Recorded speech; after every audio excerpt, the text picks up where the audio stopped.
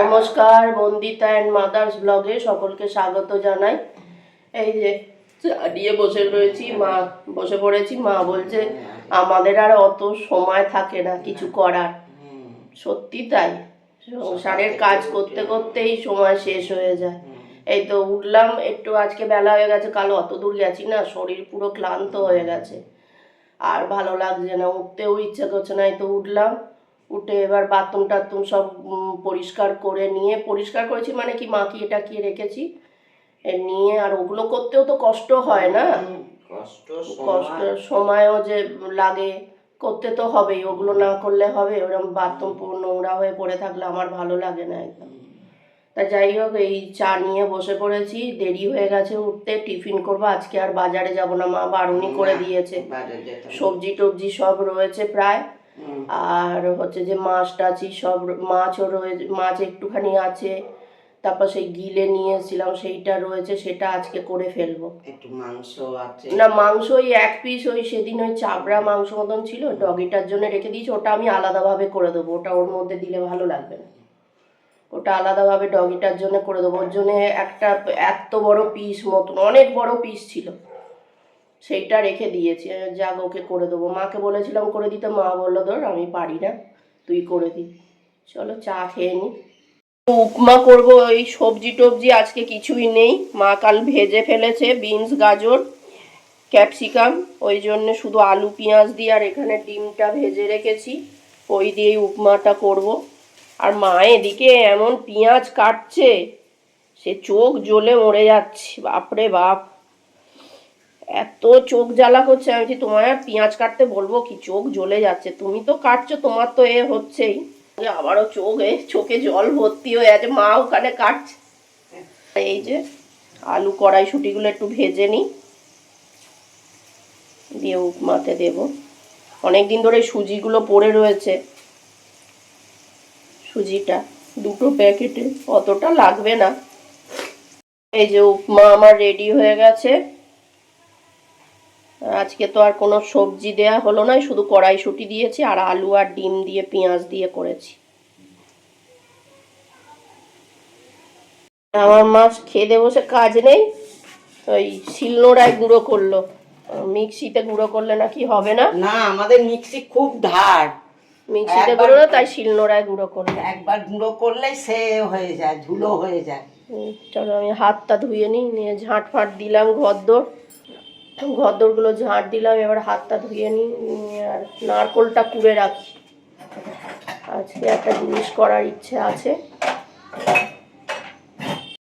এই যে ঠাকুরের জল দেয়া হলো মা, আজকে অনেক তাড়াতাড়ি হয়ে গেছে। আর আমি ওদিকে আমাদের রান্না বান্না করলাম, ভাতটা হলে আর হয়ে যাবে। আর এই যে ডগিটার ভাত বসিয়ে দিয়েছি, ভাত দিয়ে একটু, আমাদের মাংস করেছিলাম, তারপর ওর একটু মাংস টাংস দিয়ে আর ভাত দিয়ে আর ফুটিয়ে দিচ্ছি একটু, এটা ওর খেতে ভালো লাগবে। চানে ঢুকেছিলাম আর মা এই নারকোল কুড়ে রেখে দিয়েছে।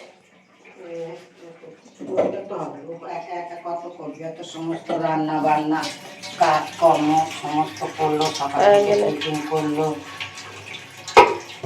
বালতি টালতিগুলো পরিষ্কার করলাম বাথরুমে, না করলে হয়।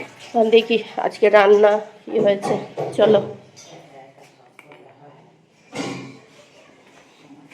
এইদিকে হয়েছে গরম গরম ভাত, ভাত, আর এখানে মা করেছে হচ্ছে শুক্তো, মা শুক্তো দারুণ করে, শুক্তো করেছে। আর ওদিকে আমি মাংস, লাল লাল কালার হয়েছে দেখো, মাংস করেছি, ওই গিলে শুধু গিলে, আর আগের দিনের যে চিকেনটা এনেছিলাম তার গলাটা। এই আজকে আমাদের মেনু। আর এটা তো ডগিটার ভাতটা। যে আমি পুরটা রেডি করছি, নারকলের পুর, গুড় দিয়ে করে,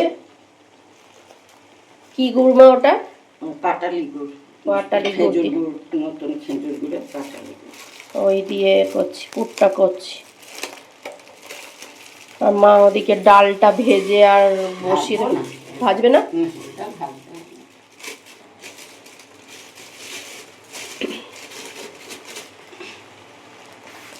চলো রেডি হোক, এবছরে প্রথম পিঠে হচ্ছে আমাদের।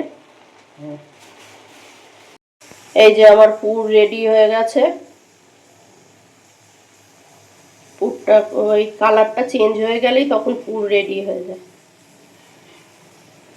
যে পিঠে তৈরি করছি, এইগুলো এখানে মা আর আমি করছিলাম। মা এই ঠাকুরের সন্ধে দিতে গেল, আমি আর মা দুজনে মিলে করছিলাম। আর এই হচ্ছে যে এই ভাজা হচ্ছে, ভাজা পিঠে হচ্ছে। কেউ মুখ সামলিও বলে, কেউ ভাজা পিঠেও বলে। এই যে এখানে রেডি হয়েছে। এই যে মা সন্ধে দিচ্ছে।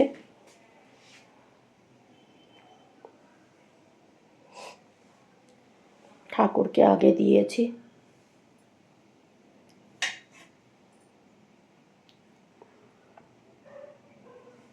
এই যে সকাল থেকে এত খাটাখাটুনি হয়েছে রান্না বান্না করে, তারপর পিঠের ওই সব জোগাড়জাত করে, আর শরীর দিচ্ছে না। সেই থেকে মানে এই সবে শুলাম, ওই ফোনে কাজ টাজ করছিলাম। এখন আবার এডিটিং করব, তারপরে আপলোড করব, তারপর শোবো। শরীর আর দিচ্ছে না একদম, সারা দুপুর শোয়া নেই নেই। যাই হোক, ভিডিওটা তাহলে এখানেই শেষ করছি। তোমরা সবাই সুস্থ থেকো, ভালো থেকো, সাবধানে থেকো। আর ভিডিওটা যদি ভালো লেগে থাকে তাহলে লাইক করো, কমেন্ট করো, সাবস্ক্রাইব করো। দেখা হচ্ছে নতুন একটি ব্লগে।